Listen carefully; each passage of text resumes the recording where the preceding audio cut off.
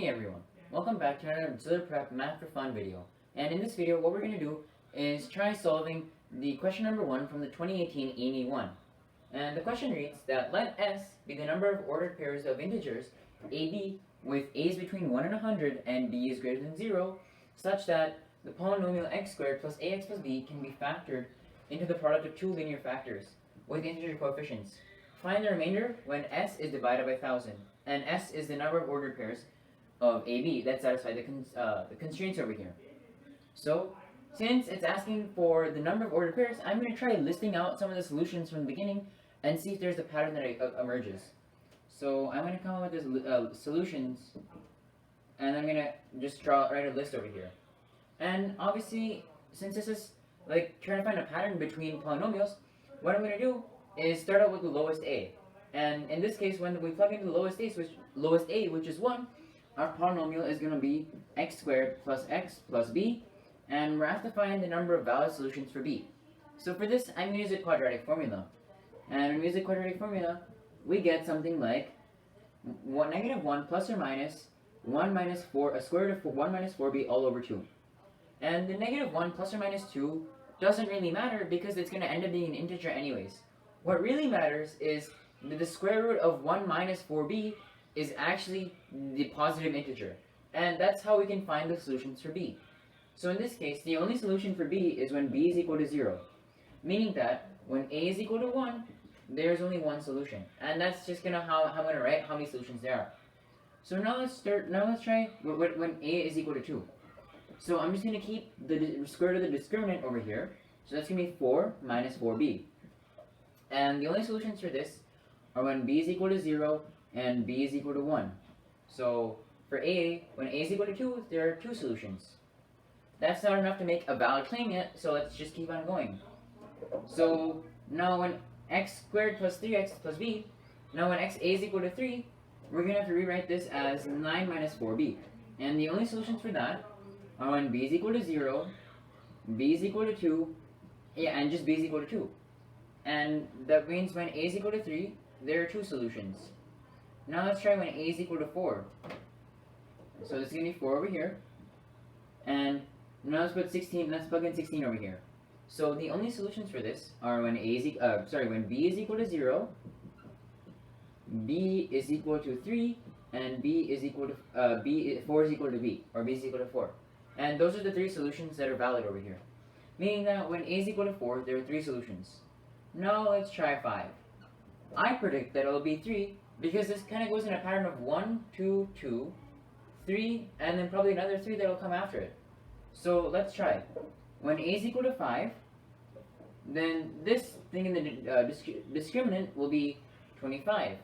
So the only solutions over here that are valid are when when b is equal to 0, when b is equal to 0, when b is equal to 4, and when b is equal to 6. Those are the three valid solutions, and in fact my hypothesis was right. So now let's just do one last check and see what happens for when a is equal to 6. So when a is equal to 6, this is how I'm going to write it. So now it's going to be 36, now this is going to be 36 minus 4b. And the solutions that are valid over here are b is equal to 0, b is equal to 1 doesn't work, 2 doesn't work, 3 doesn't work, 4 doesn't work, 5 does work actually. So when b is equal to 5, when b is equal to 6, that doesn't work.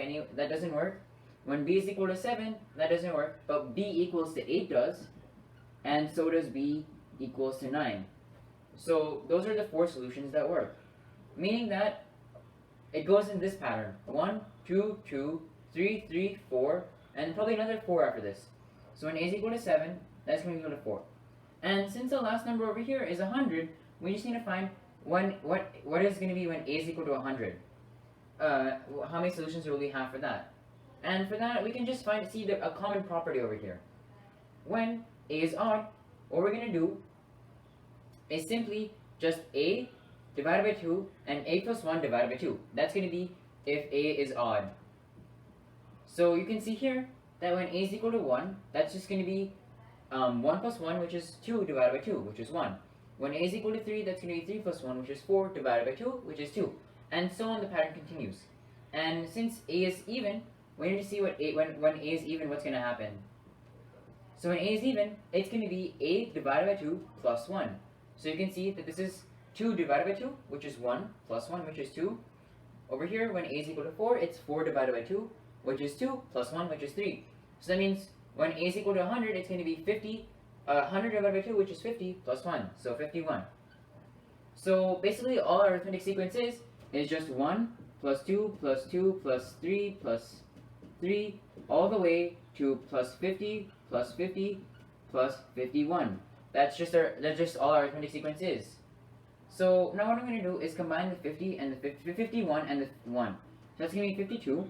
And I'm going to combine all of these double things here. So it's going to be 4 plus 6 plus 8 all the way to 100. Plus 4 plus 6 plus 8 all the way to 100.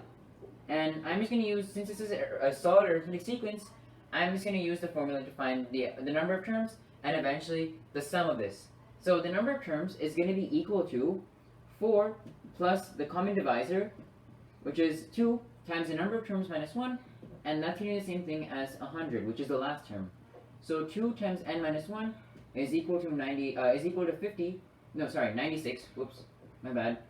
And n minus 1 is going to be equal to, n minus 1 is equal to 48, and thus n is equal to 49, meaning that there are 49 terms. And the sum of an arithmetic sequence is the first term plus the last term divided by 2 times the number of terms. So this is 104 divided by 2, which is simply just 52. And then we notice one more thing over here. We notice that since there's another 52, this is going to be the same thing as 50 times 52. And 50 times 52, let's just multiply that out. It's 52 times 5, and we're going to add another 0 onto that. So that's 12600. And we're asked to find what happens when s is divided by 1,000. So since this is s, 2600 divided by 1,000 is just going to be 600. So 2600 divided by 1,000, and the remainder is going to be 600, and that is in fact our final answer of 600.